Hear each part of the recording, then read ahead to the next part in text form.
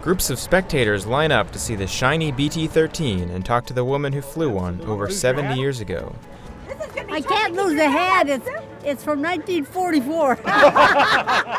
With her contagious laugh and youthful energy, Elizabeth Strohfus, or Betty Wall as she was known in the service, remembers her time as a WASP like it was yesterday. They came and did the mission, and then afterwards I dove in at them. Afterwards I pulled up and I got out of the airplane. A woman. You mean you were the worst woman that flew that last mission? I sure was. They said, we didn't know there were any women in the Air Force. For the longest time, nobody knew women flew the airplane. But I let as many know as I could. The WASPs filled a critical need in World War II. The U.S. was in dire need of pilots, and nearly 1,100 women stepped in and answered the call. They risked their lives flying military aircraft on a variety of missions.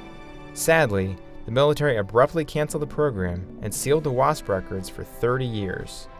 I get a little emotional because I love to fly so that it broke my heart when they told me I couldn't fly anymore. Now, a group of volunteers is making sure the story of the WASPs is not forgotten. It all started when a couple friends visited the WASP Museum in Sweetwater, Texas. We decided the WASP Museum down there needed some help. And we decided, well, BT is something that we had, BT-13, we had worked on quite a few times. So we would see if we could put a BT-13 together for that. This BT-13 was flown by WASP pilots as a primary trainer.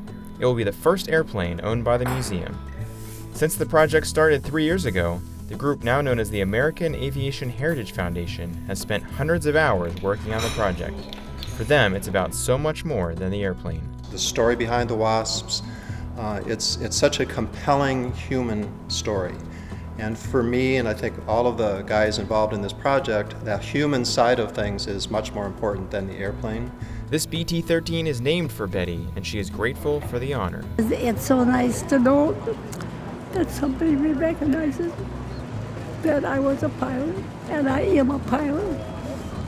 The project is not only an inspiration for Betty, but for the volunteers working on the BT-13 as well. It is such one of the biggest pleasures you can imagine is to come out here and hang out with guys that you enjoy being with, that share a common passion, and who work hard together. And I don't know what I would do if I didn't have this in my life. It is just such a joy.